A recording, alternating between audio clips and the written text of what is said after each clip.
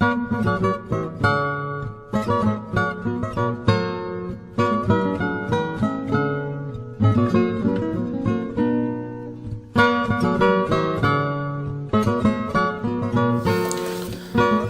hello people. Today, me, Wibowo, and my friend Laras are going to tell you about differences thought between medieval and Renaissance people. Do you know what is medieval? How medieval could happen? Or do you know what is Renaissance and how Renaissance could happen?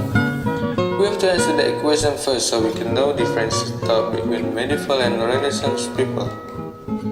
Middle Age in European history lasted from the 5th century to the 15th century AD. The Middle Ages dates back to the collapse of the Western Roman Empire and still began when Europe began to be moved by the New Revolt century and the Exploration century. In other words, the Middle Ages is the period of transition from the ancient ages to the modern age. Christianity in Europe used to experience Dark Age, which is a period of decline and darkness where Christians enter into blood-related disputes. This darkness of Europe originated from the era of the fall of the Roman Empire and ended with intellectual revival in the 5th century AD, approximately 600 years. The Roman Empire, which triumphed and controlled many colonies, finally had to fall. The fall of the Roman Empire was not because the war or the state budget was running low, but it began when Christianity was adopted as a state religion. Since every Roman person and official competed to become a Christian to become the king's favorite. Finally, competent officials of the Roman Empire who were not Christians were displaced by illegal but Christian officials. Because the kingdom was led by incompetent officials of Christian officials, the Roman Empire slowly destroyed. Between 180 to 224 AD, there were 22 emperors taking turns leading. Towards the end of the 3rd century, the new religion gradually spread to the Romans, with the new religion known as Christianity.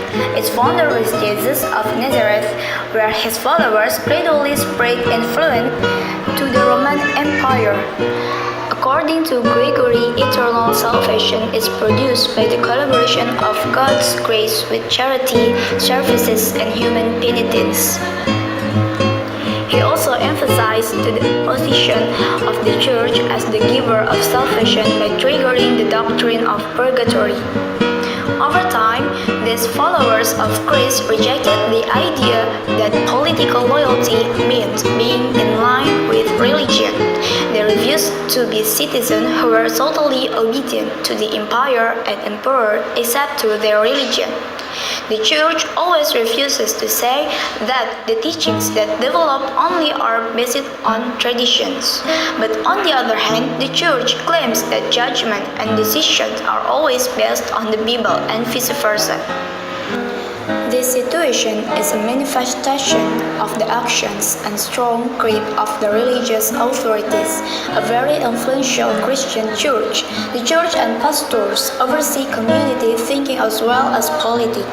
They argue that only the church is worthy to determine life, thought, politics, and science. As a result, intellectuals who consist of their desirable science experts are pressured and closely guarded. As a result, intellectuals who consist of their desirable science experts are pressured and closely guarded. Their thoughts were rejected. Anyone who issues a theory that is contrary to the views of the church will be arrested and racked, and some will be killed. This thought implemented through the theory issued by Thomas Aquinas. This thought implemented through the theory issued by Thomas Aquinas. The state must submit to the will of the church. St. Augustine previously also held that opinion, when Dante Alighieri argued that both powers should each stand alone and must work together to realize virtue for humans.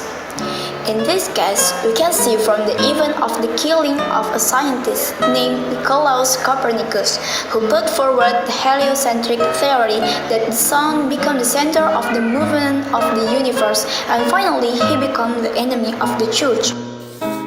And the Renaissance began from 14th century until the 16th century. The Renaissance means rebirth. Rebirth of ancient Greek and ancient Roman culture that have long been birthed by medieval people under the leadership of the Church. Indeed, the heritage of Greek culture and ancient Roman was studied by scholars who at that time were called humanists. However, the inheritance is something new, so that the Renaissance is not a reproduction of the heritage culture, but a new interpretation of it. The humanist view that culture is the culmination of Western civilization. They use classical culture for the sake of the future of Western culture. Progressive is their attitude that actually reduced the interest in Renaissance era theological research. Humanists believe that religions can do everything and are more important than faith. Therefore, since the Renaissance, theological research wasn't only carried on classical literature, but also on the scripture. This movement was mentioned as a belief in intellectual abilities. Humanism was a rebel against Middle Age cosmology and returned to Greek Age cosmology based on Plato's thinking about the world of heretical ideas and thought about act and potential. A humanist is a person who wants to act as himself. So humanists include literary and artistic expert, architectural expert, scientists, and so on. The earliest humanist of this era is Petrarch. Petrarch is a devout Christian, but is only an admirer of classical works. For him, the two elements above must be able to jointly enrich the human soul. His writing reflects this effort. He collected a lot of ancient Greek manuscripts written by famous philosophers, but the famous Petrarch wasn't only his Latin language writing, but his love sonnets written in regional language which were typical of Renaissance people. Another important humanist was Petrarch's friend and pupil, Giovanni Boccaccio, 1313 until 1375. He pioneered an existing view of human weakness through his work Decameron. Since the theory circulated, story that were broadly and not based on Christianity began to get a place in European literature. Boccaccio helped the Petrarch a lot in collecting ancient manuscripts, and he hated the moral damage of church leader, but he wasn't an anti-Christian. After Petrarch and Boccaccio, humanists can be divided into three groups. The first groups are those who inherit the enthusiasm of the Petrarch together and study Greek manuscripts, consisting of scholars, educated rulers, and businessmen. The figure referenced this group is Lorenzo Valla, 1405 until 1475. Despite being angry and often insulting the humanists of his opponent, he mastered the knowledge and dared to use it. He is well known in history for his courage in proving the errors in the writing of Cicero, the classical writer, who is considered to be perfect, and said that the detonation of Constantine, which has long been the basis for rejecting the Pope's claim to temporary dominion, was a false workshop with evidence. The second group are writers who use their expressive regional language in their work, following the path initiated by Decameron. The writers belong to the second group, so the extent of the Renaissance. The first is Geoffrey Chaucer, 1340 until 1400 from England. He possessed both the characteristic of the Middle Age and Renaissance. His work contributes to a medieval background but used regional language. Chaucer's writing saw the use of regional language in English literature and the occurrence of secularization of the literature, which was previously held by praise, and the second author is Rabelais from France. He is better known for his pornography. However, it is actually the contribution to literature that is given more. He studied classical work, especially Plato and medical writer, practiced and teach as a doctor, and created a great literary comedy figure, namely Gargantua and his son Pantagruel.